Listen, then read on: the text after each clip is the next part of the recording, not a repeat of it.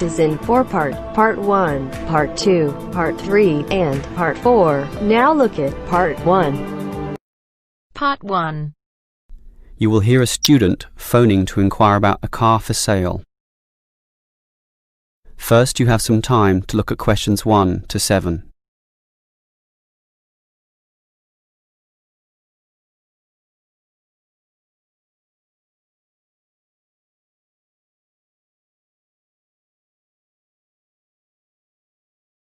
Now we shall begin. You should answer the questions as you listen, because you will not hear the recording a second time. Listen carefully and answer questions 1 to 7. Hello, can I speak to... the advert doesn't give a name. Well, the name is Bob, and I guess this call is about the car I'm selling, right? Yes, my name's Francis, and I'm definitely interested. You'll like my car then. Clean, neat, nice. What sort is it?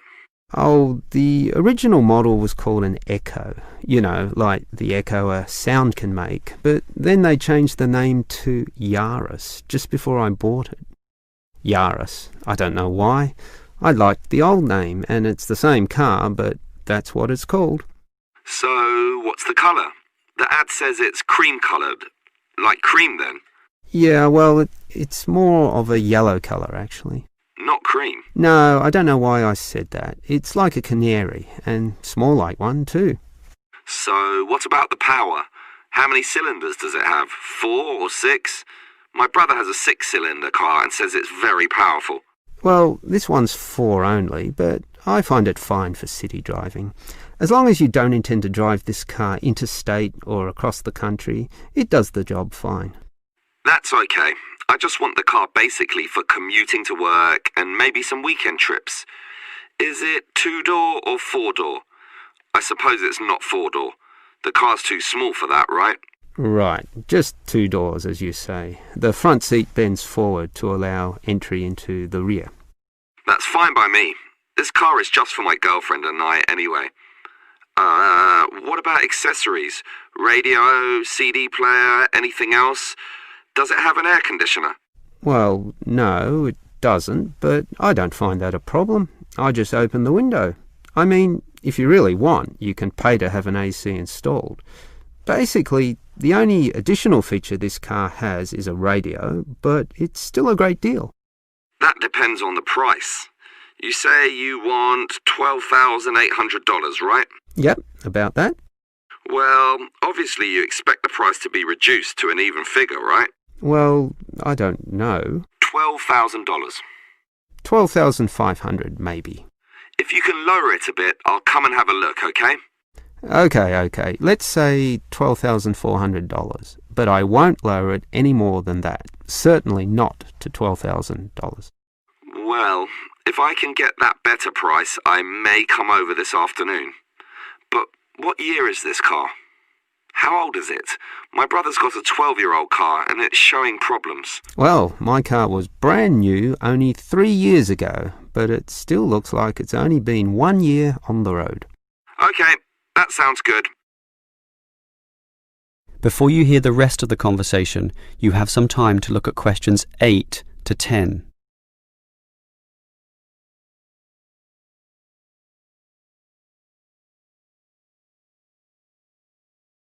Now listen and answer questions 8 to 10. Can I just ask a few more general questions about this car you're selling? Sure. Can you just tell me why you think it's such a good deal? Of course, I won't necessarily believe you, but just tell me what you think. You can believe me. I honestly think this is a nice car, well worth buying at the price I'm asking. How much registration does it have left? To be honest, not so much, but I think having lots of registration is irrelevant. It's the car you're paying for, the quality and advantages of the engine itself. Well, what about that then? Okay, many people like to accelerate down the freeways, right? There are a lot of speed demons out there who think quickness is all that matters, but basically, people are mostly trapped in city traffic, so one of the things I like is that because this car is small, you can put it anywhere. Say you're in the city wanting to duck into a shop. Well, you can fit this car in any little space while you go shopping or do other things, and that saves you a lot of time. Yeah, but it's not that powerful, right? Oh, sure, the feel of a smoothly purring 6-cylinder engine attracts many people, but I compare my car to those small football players with the tight turning circles, those who can run rings around the larger players. This car is like that. It can turn this way and that way, dodge here, duck in there, sneak around corners, squeeze ahead and grab a position. That's also very useful when travelling in city traffic. Okay, I'll think about it. Sure, think about it, but all these advantages are sound and appeal to other buyers as well. No one holds the same car forever, so you can say exactly the same things that I just said when you want to sell the car. That will make it very easy for you to pass this car on to the next buyer. Yeah, maybe you're right. That is the end of part 1. You now have half a minute to check your answers.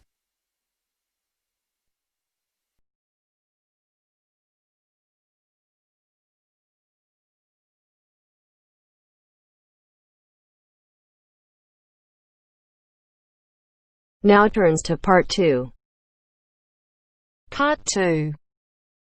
You will hear a conversation between a prospective student and a university advisor about applying to enter the university. First, look at questions 11 to 13.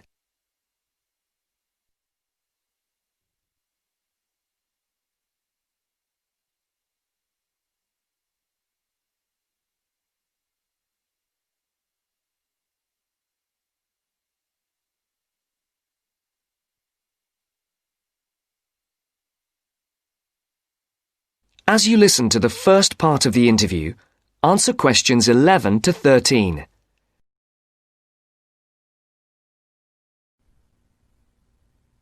I'm interested in entering your business administration program, and I'd like some information on how to apply. I'm a little concerned because I've been out of school for a number of years. That could actually work to your advantage. It's possible to get academic credit for work experience if that experience is related to courses in our program.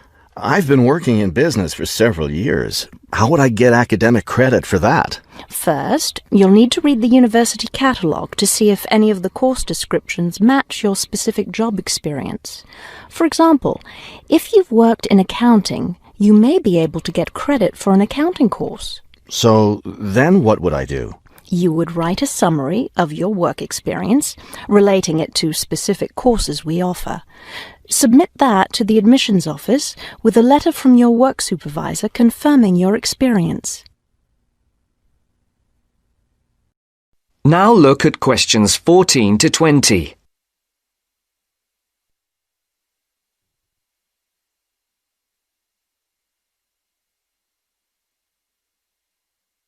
As the interview continues,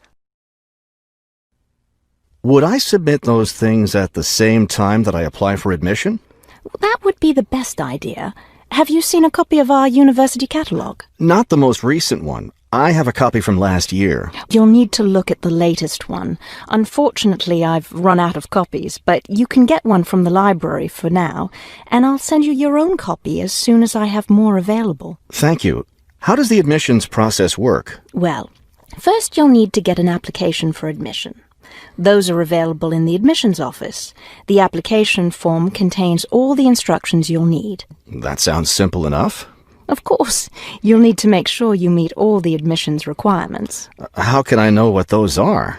We have copies of the requirements lists for all university programs here in the counselling centre. I'll give you one before you leave today. Will I need to get recommendations from my employer or former teachers? Oh, yes, you will. The recommendation forms are available in the admissions office. Now, I don't know if you'll also be applying for a part-time job through the university work-study program. I'm considering that. How can I find out what kinds of jobs are offered? You can access the job listings from the computers in the library. Are you planning to study full-time or part-time? I want to be a full-time student. Good. Then you'll qualify for the work-study program. Part-time students aren't eligible. As a full-time student, would I be eligible for a free bus pass? No, unfortunately, we don't have those available for any of our students. However, you can apply for financial assistance to help pay for your books or for your tuition. I'd like to look into that. Do I apply for that at the admissions office? No, that's through us. You'll need to make an appointment with a counsellor.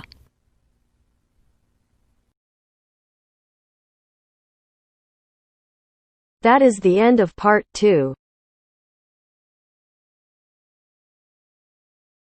You now have half a minute to check your answers.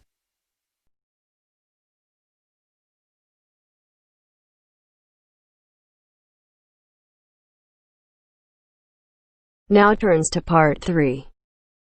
Part 3.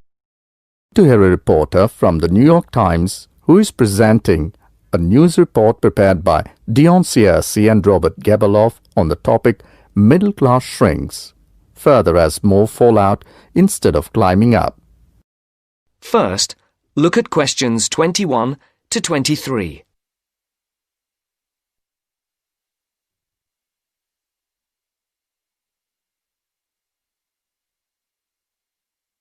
As you listen, answer the questions. The middle class that President Obama identified in his State of the Union speech last week as the foundation of the American economy has been shrinking for almost half a century. In the late 1960s, more than half of the households in the United States were squarely in the middle, earning, in today's dollars, $35,000 to $100,000 a year. Few people noticed or cared as the size of that group began to fall, because the shift was primarily caused by more Americans climbing the economic ladder into upper income brackets. But since 2000, the middle class's share of households has continued to narrow, the main reason being that more people have fallen to the bottom. At the same time, fewer of those in this group fit the traditional image of a married couple with children at home, a gap increasingly filled by the elderly. This social upheaval helps explain why the president focused on reviving the middle class, offering a raft of proposals squarely aimed at concerns like paying for college education, taking parental leave, affording childcare, and buying a home.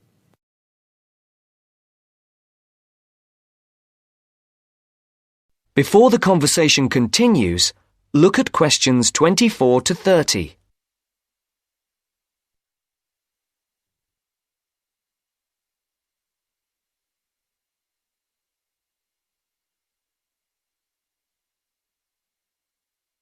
Now listen to the second part of the discussion.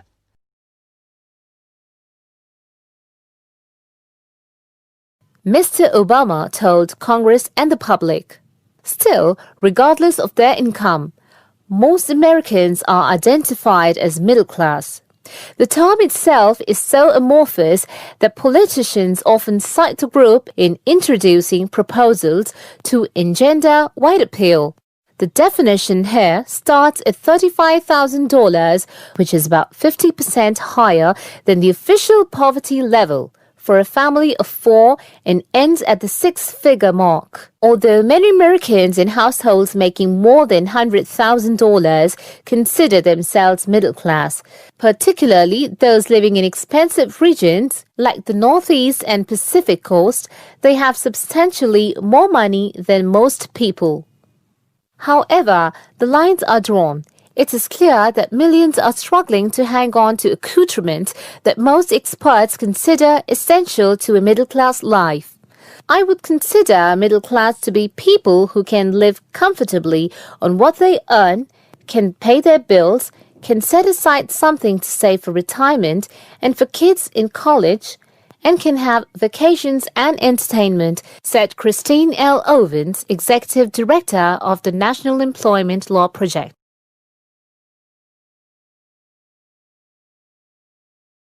That is the end of part 3. You now have half a minute to check your answers.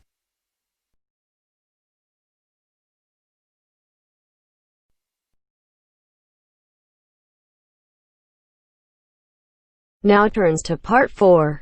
Part 4. You are going to hear a talk on Canada. First, you have some time to look at questions 31 to 40.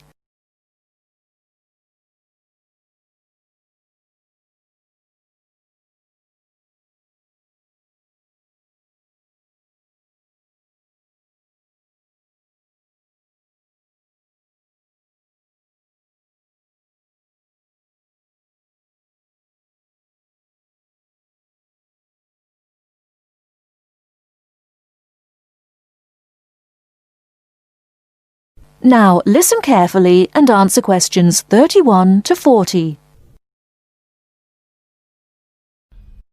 Good morning and welcome to this talk on Canada. Many people think of Canada as a land of ice and snow. They think of it as a young country with few inhabitants, a country of English-speaking white people.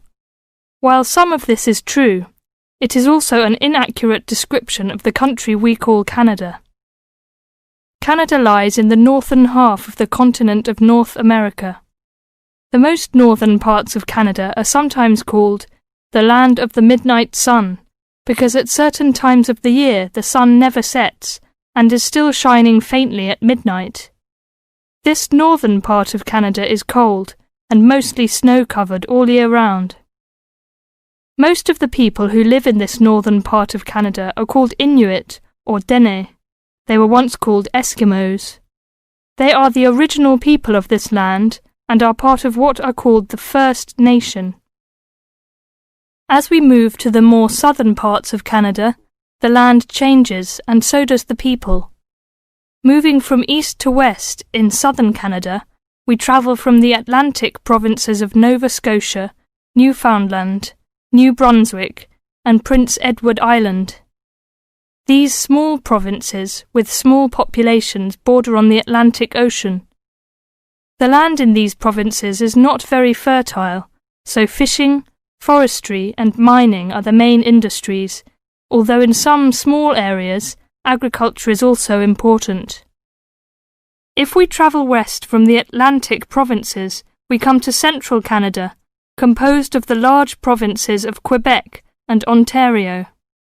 Both provinces are rich in natural resources, have fertile land, and are the centres of industry for Canada's largest cities. Toronto and Montreal are found in these provinces. The province of Quebec is the centre of French language and culture in Canada.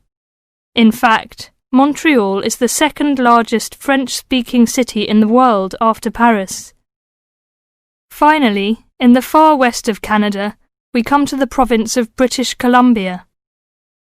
This province is separated from the prairies by the Rocky Mountains and is bounded on the west by the Pacific Ocean.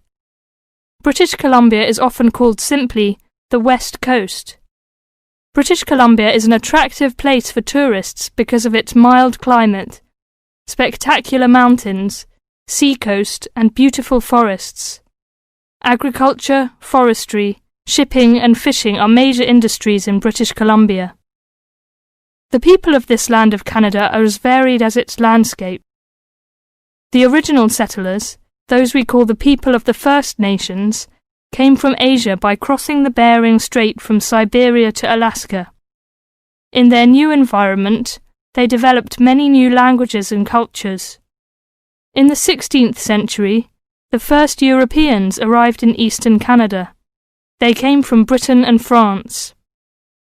By making treaties with the original inhabitants, they gradually established colonies in eastern and central Canada. After a war with France, Britain took over the French colonies in Quebec and eastern Canada. By the end of the 18th century, all of Canada was under British rule. From this time until the present century, most of the immigrants to Canada were British, Scottish and Irish.